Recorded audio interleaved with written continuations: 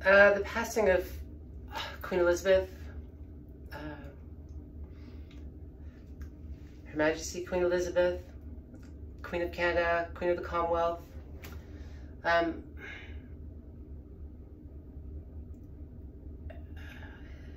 And the nonsense about this, you know, and the succession of King Charles and the nonsense about this.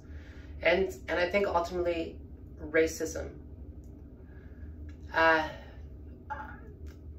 You know, is there a blowback? Yes. You know, do I comprehend that? Yes. Right? You know, did my people colonize numerous other countries? Yes. Right? You know, is there not a logical backlash to that? Yes, there is a logical backlash to that, right? But is there not evolution? Right? Is there not evolution?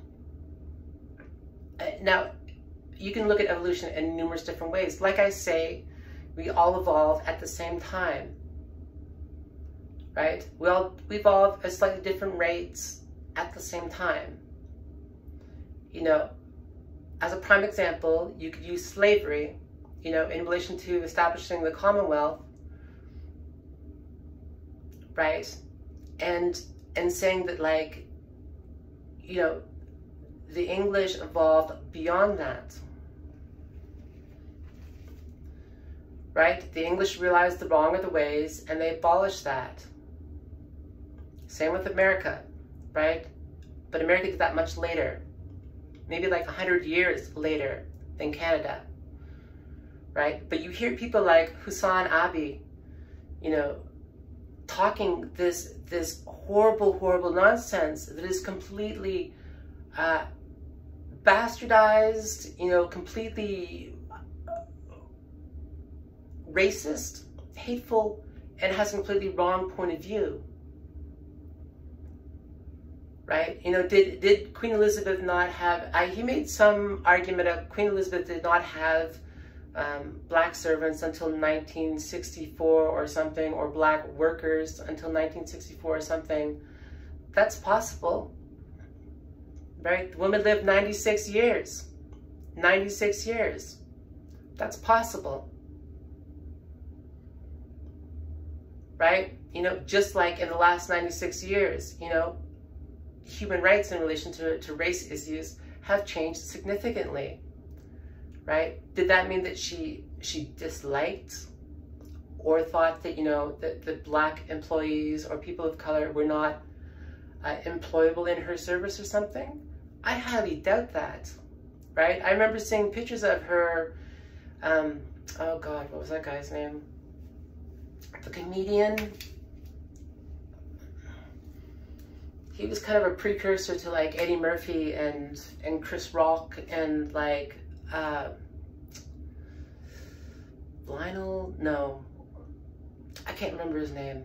He had a fake eye, but I remember seeing a picture of her shaking his hand and shaking the hand of like numerous other black men, and that's taking the precedent, right?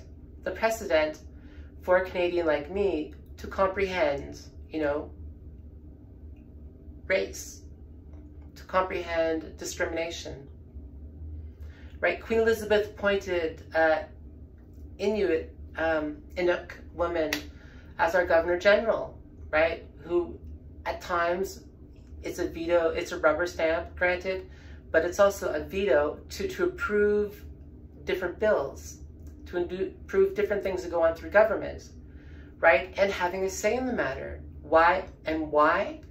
Right? Because the monarchy, right, and Britain, you know, and countries like France as well, you know, played a role in colonizing Canada and making Canada what it is, like doing things like giving it the type of parliamentary system that we have, the type of parliamentary system that we have that affords people things like human rights in the face of discrimination.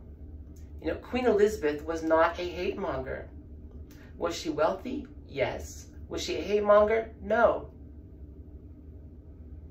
Right?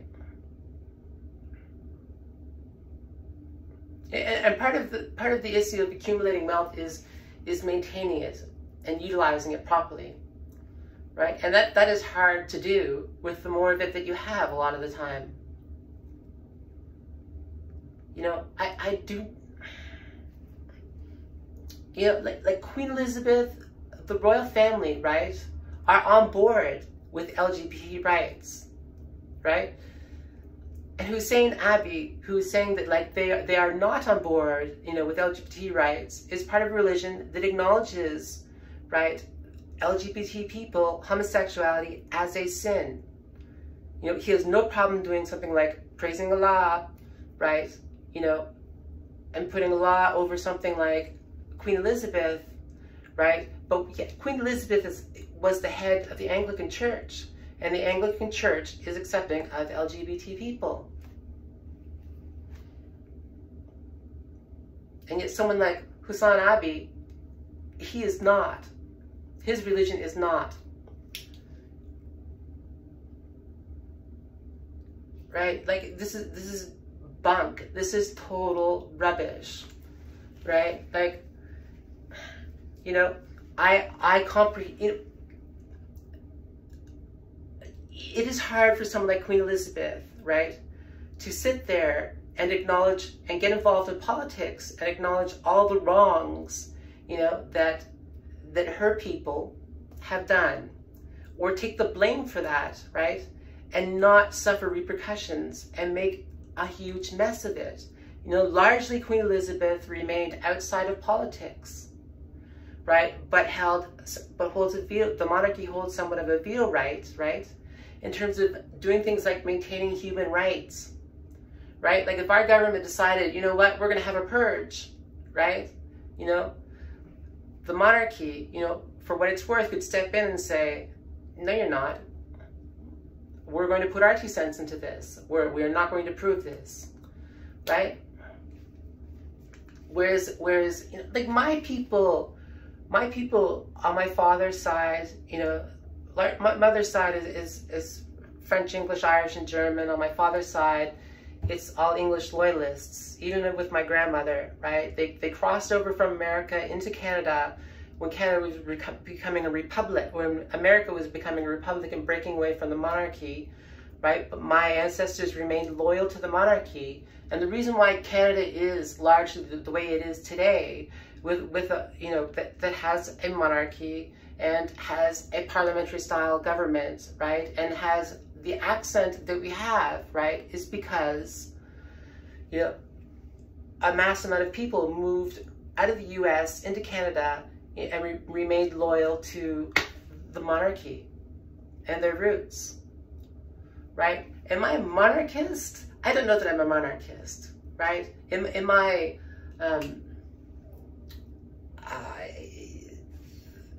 you know, but I see benefits in things like this influence as a cultural icon.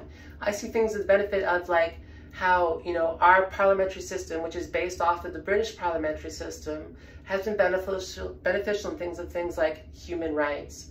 You know, is my people guilty of, you know, atrocities, you know, genocide and whatnot? Yes. You know, do my people acknowledge it? Yes, I believe so as best as possible. You know, the Canadian government acknowledges the genocide that occurred with First Nations people in Canada, and we call them First Nations people. Right? That is my culture. You know, is it perfect? No, definitely not perfect. Just like multicultural societies are not perfect, right? Is it a blanket of whiteness? No. It's something that works, right? It's something that works. The reason why it exists, you know, the reason why a lot of people immigrate into Canada, right, is to do things like have a certain standard of living, you know, having a certain social security net, such i.e. socialism, you know, having living in a progressive society, living and whatnots, right? Because we have this history. We have this history that has affected our modern day.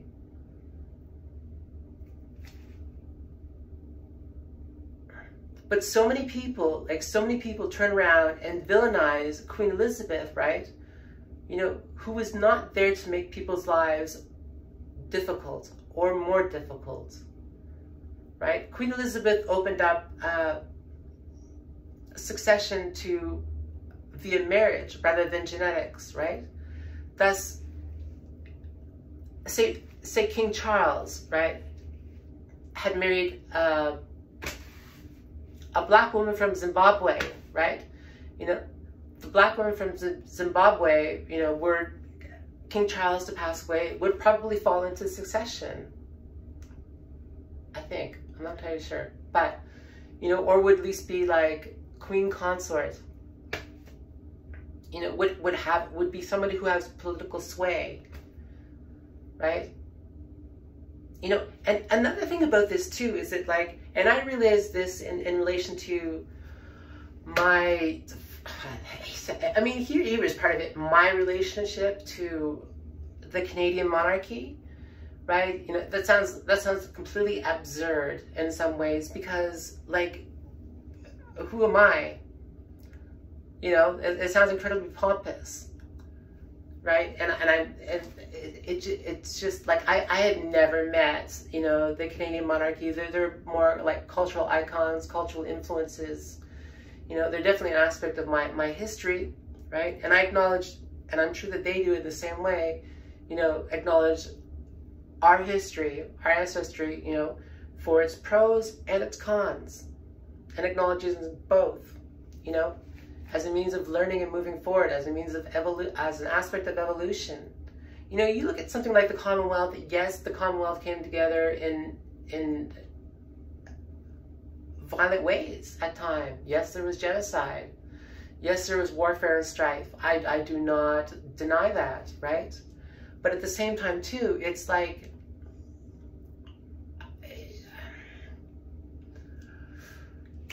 how you need to have armed forces if you have a country. It is an unfortunate situation where you need to have armed forces to have a country, right?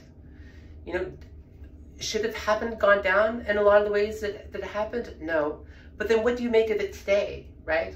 I understand how there's other countries who have pulled out of the Commonwealth, you know, and you have to stand back and you have to look at the value of the Commonwealth and whatnot, and how it's you know, King Charles will tell you it is for each member of the Commonwealth, for each country of the Commonwealth, to decide their own engagement.